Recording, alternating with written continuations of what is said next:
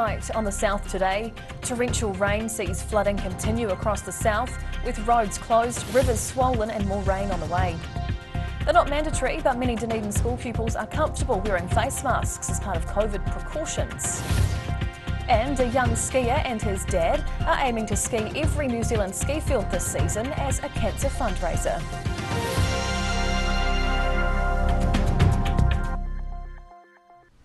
Kia ora, good evening, I'm Hannah Wilkins. The wet weather continues across the South Island.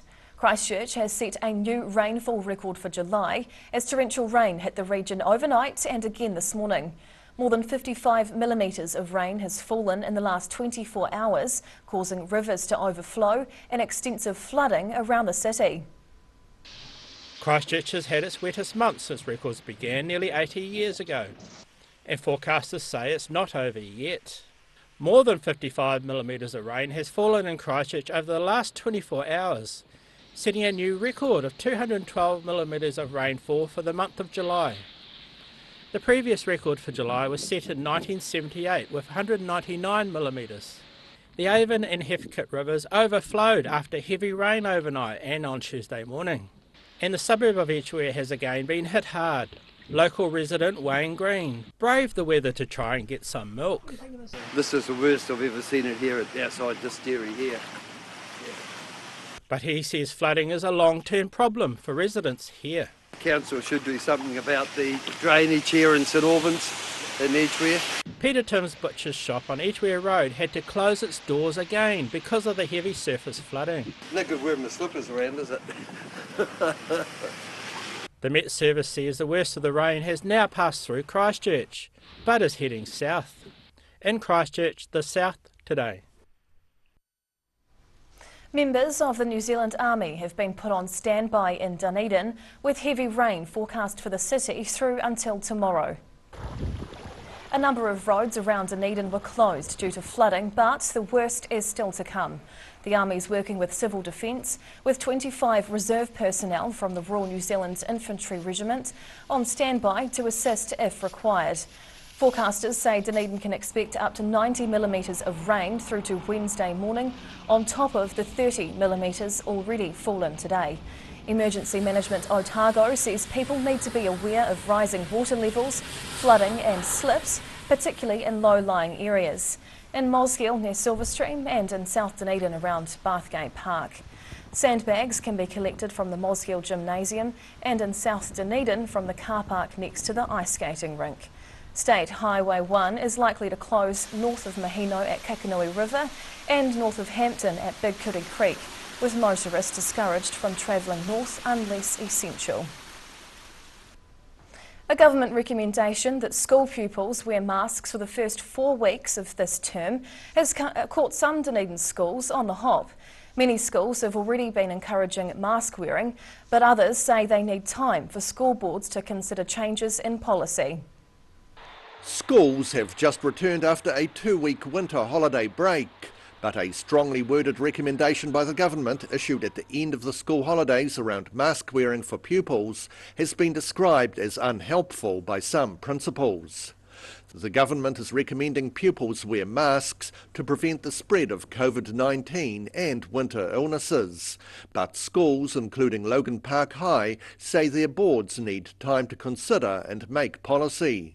Other schools, such as Otago Boys High School, have already had mask wearing as the standard among pupils and teachers, with many students supporting the initiative. I honestly think it's the best thing.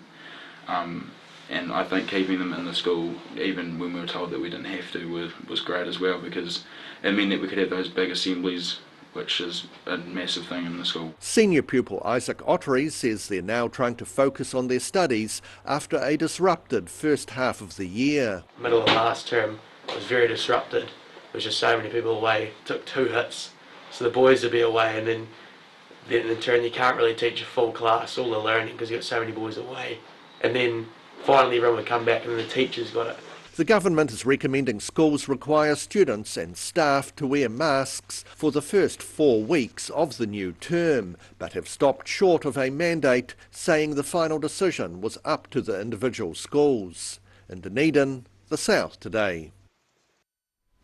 And we have a further weather update which has just come to hand. It says students living in a small number of low-lying flats closest to the water of Leith are being advised to prepare for a possible evacuation. Campus Watch are this evening door knocking around 20 affected homes located between Montgomery Avenue and Leith Street Central to warn residents of possible flooding if the stream overtops later tonight. Well, police are now treating the death of a Dunedin man at a popular city lookout point last week as a homicide. Dunedin police have confirmed a homicide inquiry has been launched into the death of 28-year-old Sean Bosey at Unity Park in Eglinton Road last Thursday. Police say the victim's family are seeking answers about what led to the death. A large team of police staff are working tirelessly to uncover what happened, including speaking to a large number of people. They're also urging members of the public who might have information or CCTV footage to assist in the investigation to come forward. A juvenile but gigantic humpback whale has been found washed up on a remote Dunedin beach. The mammal was found by a 7-year-old boy when he was checking on a problem with his family's electric fence. The Department of Conservation believes the nearly 10-metre long young humpback whale has been beached at Omimi, just north of Dunedin, for at least 10 days. Biodiversity Ranger Jim Fife was among those scrambling down to the beach to inspect the find, with a DNA sample taken from the carcass along with photos and measurements. We're going to be talking to lots of people about the event and what further information we can gather from this particular whale. Fife says the humpback whale was first reported floating off Warrington in mid-July. Fully grown humpbacks, known as Paikia to Māori, are usually between 12 and 16 metres long. Big waves and heavy weather could wash the whale back out to sea. An 8-year-old Cromwell boy is taking on a big challenge after being inspired by his mother's battle with cancer. Lockie Wynne is preparing to spend half a day on the slopes at Coronet Peak, tackling a snow sport endurance event for charity. A unique fundraiser for this 8-year-old boy. Cromwell's Lockie Wynne is preparing to begin his third effort for the Cancer Society. The young boy is training for a 12-hour endurance ski and board challenge at Coronet Ski Area in early August. Lockie was inspired by his mother's battle with adrenal cancer and is determined to support the Cancer Society in honour of his mother. I want to ski for the Cancer Society because when I was only 4 years old, my mum got sick with cancer and just about died. And the Cancer Society did a lot to help us, and we really appreciate their help. Back in 2020, Lockie began his fundraising journey by skiing 40 days at Cardrona, raising over $10,000 that year. In 2021, Lockie and his dad Luke aimed to ski all of New Zealand's ski fields over 5 weeks, raising $17,000 from their efforts. I try and do as much of the organising and logistics and convince other people to get on board in the background, and he spearheads it, you know. Lockie's mum Rebecca is now in remission from cancer. The young boy is keen to inspire others and is encouraging fellow keen skiers or snowboarders to test their endurance to raise funds as part of the challenge. At Coronet Peak, the South Today. Whai Yakane, still to come on the South Today. A Dunedin-based Ukrainian woman with a message of hope sets up a support hub at a local mall, and a popular Christchurch gap filler project is kicking back into action for dance lovers.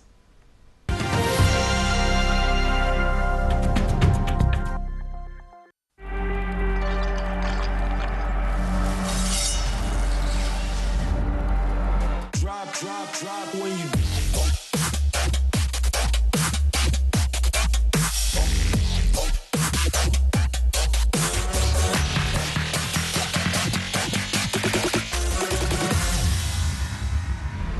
If you're at risk of developing melanoma skin cancer, you owe it to yourself to have a mole map. Mole Map is coming to your area. Phone today to make an appointment. It could save your life.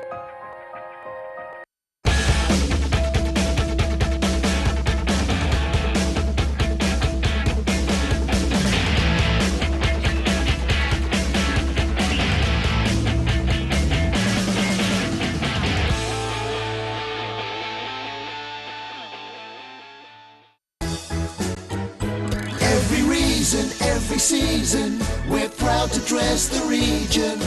Alex Campbell Menswear, it fits. It's a midwinter Boxing Day sale. My mate John's lost the plot. It's July and he's put his Christmas tree up and he's taken 30% off absolutely everything. Plus you can pay it off interest free. Midwinter Boxing Day sale. 30% off the lot. On now at John's Furniture Warehouse, Stafford Street, and online at mymatejohn.co.nz. Where did you get that furniture from? Stafford Street and my mate John.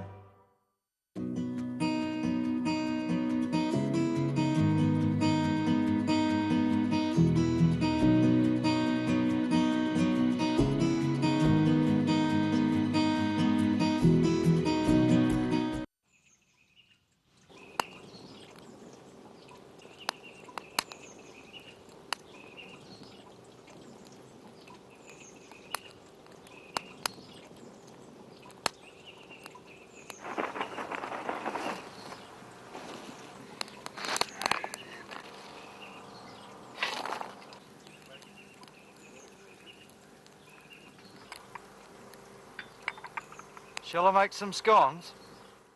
All new episodes of Put Some Colour in Your Life are now screening on Channel 39.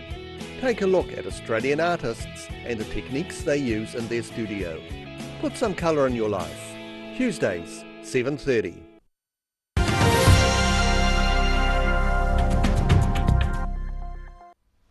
Tēnā koe, welcome back. 6 months on from her country being invaded, Dunedin-based Ukrainian Olha Vysenko is promoting a message of hope and awareness from the other side of the world. She's organised a number of protests in the Octagon and has now helped open a Friends of Ukraine hub in Dunedin's Golden Centre Mall. A way of raising awareness about the war in Ukraine to prevent complacency. That's the aim of Dunedin-based Olha Vysenko, who's helped open a hub in the Golden Centre Mall, promoting a message of hope for Ukrainians stuck in the war-torn country. For local people who want to know more about Ukraine, who want to see photos of our famous photographers who work now on the front line and in the different cities. Vysenko was born in Kyiv, arriving in New Zealand in 2019 alongside her husband Alexei. They've led southern Ukrainians in raising awareness of the atrocities committed by Russian troops since the invasion of their homeland earlier this year. Vysenko says people can add their names and messages of support at the hub. At the end of August, we will send all of that to Ukraine, to Ukrainian people. Yeah, and they will have a part of Dunedin with them as well, and they will know that Dunedin supports Ukraine. She says each photo in the exhibition tells a personal story. The couple recently secured New Zealand visas and have successfully applied to bring both of their mothers over from Europe next month. The Friends of Ukraine hub is due to be based at Dunedin's Golden Centre Mall until the end of August. In Dunedin, The South Today. Christchurch residents are getting ready to boogie in public again. The popular coin-operated dance floor, the Dance-O-Mat, previously set up opposite the city's Central Library, is set to light up again. Groovers, movers and shakers will be dusting off their dancing shoes in preparation for the reopening of the colourful Dance-O-Mat attraction this month. The popular coin-operated dance floor was forced to move locations earlier this year, but has now found a new home 2 blocks away in Manchester Street. We'll be seeing some new moves. It's quite good being next to the Irish pub. I think that'll bring out some quite wild jigs and things maybe. Dropping a $2 coin into a modified washing machine gives groovers 30 minutes of lighting and sound entertainment, all controlled via their own Bluetooth devices.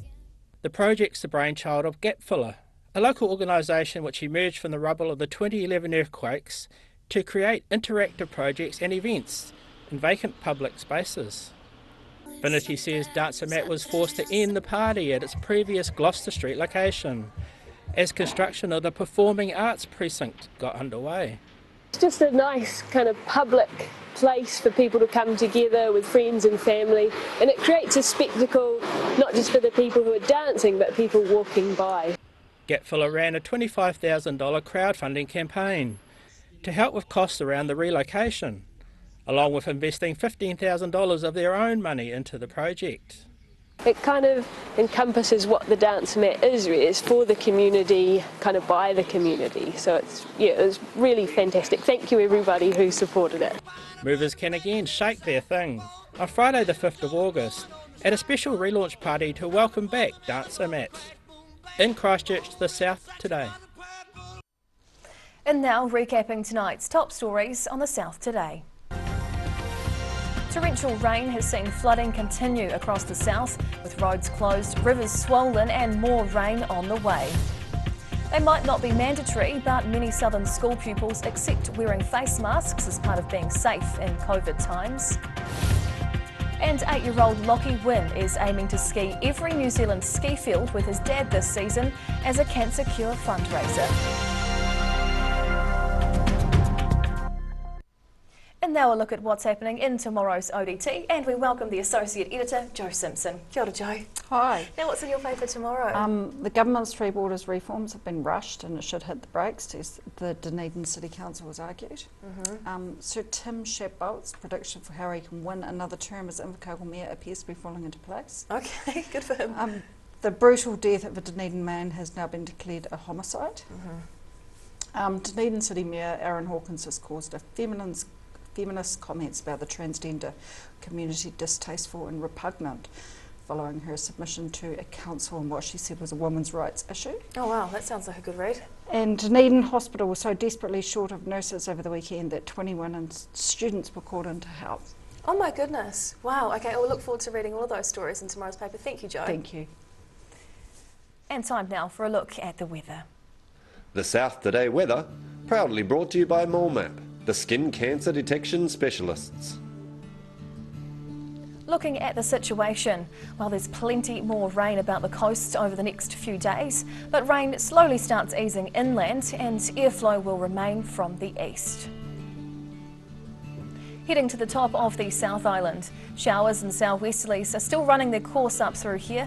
14 in Nelson, Greymouth gets to 13, and Christchurch will get a high of 12 degrees. Travelling south now, more showers and southeasterlies for South Canterbury and North Otago. Ashburton gets 11, while Timaru and Oamaru head for a high of 10 degrees. Westwards now to the Central Lakes. Gusty easterlies and showers hang around for at least another day. Wanaka, Queenstown and Alexandra all get highs of 9 degrees tomorrow. Heading further south, we'll hold on to the brolly tomorrow. The easterlies will be particularly strong and the rain will be heavy. Balclutha, Gore and the Catlins get a top temperature of 9 degrees. And down to the deep south, more rain tonight in Invercargill with strong easterly winds with a low of 7. Very wet and overcast with rain again both tomorrow and Thursday with gusty easterlies. Expect a low of 8 and a high of 9 on Wednesday, and the following day's low is 7 and again up to 9 degrees as the high. And for Dunedin, heavy rain with strong easterlies tonight down to 8 degrees.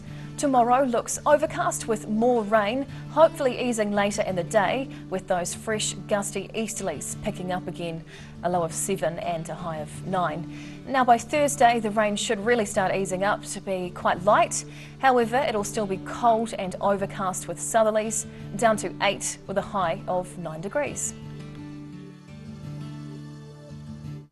And that's the news this Tuesday. For the latest news and videos from the southern region, head online to odt.co.nz. And you can follow Channel 39 on YouTube to catch our news bulletins on demand. We'll see you again tomorrow. Ka kite popo.